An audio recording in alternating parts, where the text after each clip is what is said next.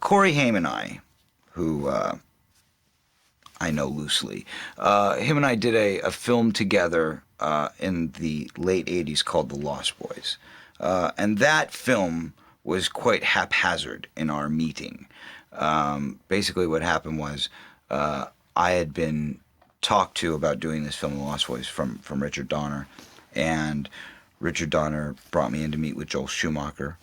Joel Schumacher and I hit it off pretty well. He liked my my acting skills and asked me to go and do my homework and try and brush up on a character that was kind of like Rambo-esque, you know. So I created this character for Lost Boys, and once I got the part, they told me that this other kid named Corey was also going to be in the movie. And I had been hearing rumors about this kid floating around Hollywood. As a matter of fact, we were both up for Lucas and we were both up for Goonies. He was up for my part in Goonies and I was up for his part in Lucas. So it was a fair game by this point. You know, it was 0-0. Home team wins. And we met on the set. Or I'm sorry, not on the set. We met one day. He called up my answering machine and said, "Hey, dude, this is Corey Haim, man. We're we're gonna be hanging out together, and we're gonna be doing this movie called Lost Boys, man. So we should like get together and chill, you know." So I was like, "Oh, okay, cool." So we got together actually with our dads, and we went down to Venice Beach and we played a little football. Once the film was over, we of course had to do many public appearances and things like that together. And suddenly this fad started, if you will, the Coreys, you know. And we were kind of, you know, both a little skeptical of that whole thing because it was like, who are these Corey guys anyway that everybody keeps talking about and what's so cool about them? Besides that, we were pretty much like, you know, we wanted to stay individuals. We wanted to do our own things. And we didn't want, you know, our lifelong careers to be summarized by a lump of, you know, these two guys a la carte. So anyway, we, basically decided that we weren't going to work together again. It was a nice experience, you know, enjoy your paycheck, I'll see you later kind of thing. And I had been auditioning for License to Drive. I really thought the script was very funny. Natalie! Hey, Natalie! It was just very broad. There was a lot in the script when I first read it, and I remember thinking, boy, that part of Les, that would be perfect for me right now. That's the obvious next move in my career, to do a film where I really carry the film as opposed to, you know, having it rest on some other guy's shoulders, you know. So I auditioned rigorously for the part of Les, and got a call from my agent one day, and they said, well, we have good news and bad news. I said, what's the bad news?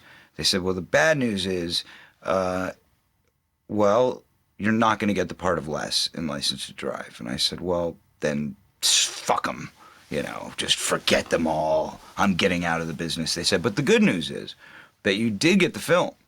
They just want you to play the second fiddle guy again to Corey Haim. And I was like, you know what, this is blasphemy. This is an outrage, cursed producers. And I was just furious about it. But I accepted the gig anyway, because that's what actors do.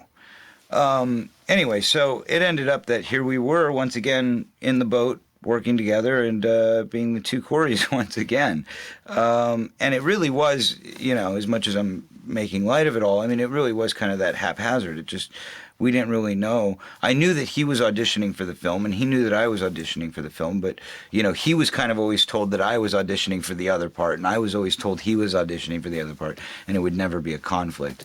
And it certainly wasn't a conflict when we ended up working on the film together. We were shooting at a high school, and as we were shooting at this high school, the school was actually still in session. So they would be kind of standing purged at the gates, watching us, you know, screaming as we would walk back and forth from the set to our trailers. And I remember this one day in particular when the school bells let out and our trailers were parked right there in front of the school, and we had to have security, you know, walk us from the set over to where the trailers were so we could, you know, I think we were taking school together or something in one of the trailers. And the fans basically surrounded. It was like the floodgates open, and these fans just surrounded the trailers, and they were sitting there rocking the trailers, screaming and shouting, and everybody holding up pictures from their teen magazines, and just trying to get a piece of us. I mean, it was insane. Probably 1,500 kids surrounding the trailer, and we're stuck in there. And when you're on a set, I mean, generally, like in those days, they didn't really have a lot of security on the set. Maybe like one old guy who watched the trailers at night or something, but they certainly weren't, ready for anything like this. And it was nuts. I mean, it was unbelievable. This kind of Beatlemania thing going on with Corey and I, which just had started. And we didn't really notice it starting, but it had. And then it kind of went for the next, 7 years or something with the two of us as the Coreys, But that was kind of the first dose of superstardom of like, wow, okay, we got to deal with this now. But it was great at the same time. I mean, we had an awesome time. Those were the best memories, the stuff where we got to see the fans and be there with the people, and they were kind of right there in our face and watching the film being produced and things like that. The darker side of it all was, just my own inconsistencies and being a teenager, trying to do a movie like this. I mean, teenage films are a lot harder than they look. This was a weird period because it was when I was, I was rough and rowdy teenager. I was hanging out a lot with Sam Kinison, who spent a lot of time on the set in my dressing room. Had a lot of crazy parties on the set and off the set.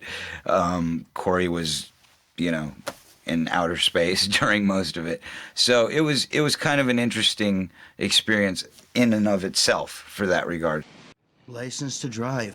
So many years ago, I think I was 16 and a half in there.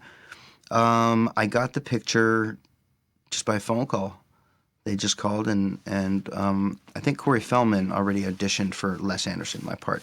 And I'm not sure if he got it. I'm not sure if they said, yeah, you're the dude, but we have to just do our routine here and make our calls. And I guess I got a phone call, my manager got a phone call, my agent, whoever, and they asked if I'd be interested in this role. And I remember my mom met with John Davis, the executive producer, and they went to the Beverly Hilton Hotel, wherever, and sat by the pool, talked, negotiated my deal, and it was over. An innocent girl. A harmless drive. What could possibly go wrong? What appealed to me about the movie was the script had so many elements of comedy, black comedy.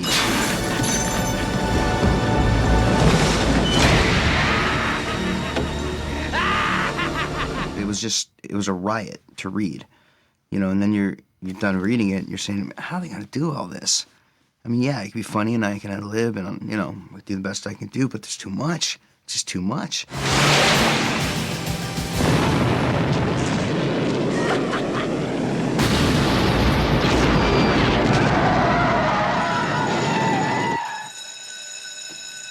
It intrigued me, too, because it was a big budget movie. It was 20th Century Fox. Some great people in it. John Davis, Andy Licht, and Jeff Mueller.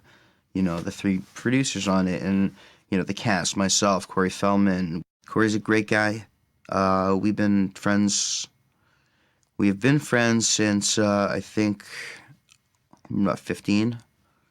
Maybe a little younger, 14 and a half, 15, something like that.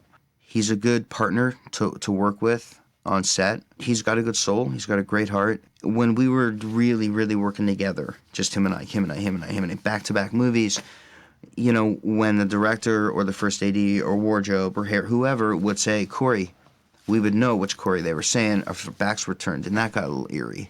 It was Corey, but yeah, what's up? And he'd still be doing his thing. If he knew it was him, I'd be doing.